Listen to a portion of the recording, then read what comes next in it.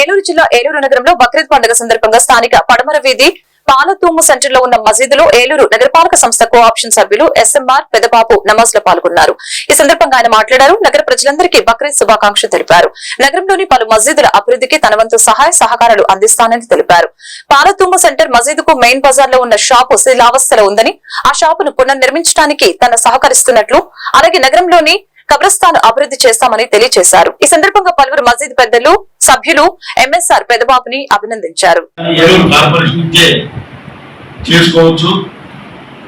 మరి గత 10 సంవత్సరాలుగా అట్లాగే చేసుకుంటూ రావడం జరిగింది.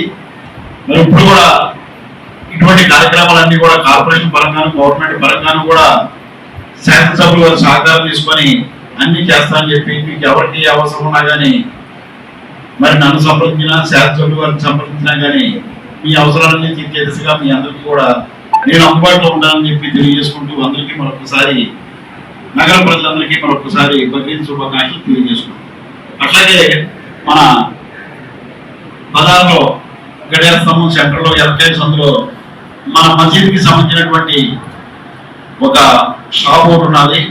దాన్ని పడేసి రెనోవేట్ చేసి ఒక షాప్ కింద తయారు చేసి రెడీ చేసామని చెప్పి మన యూనస్ గారు, అట్లాగే మన మసీద్కి సంబంధించినటువంటి కమిటీ సభ్యులు అడిగారు.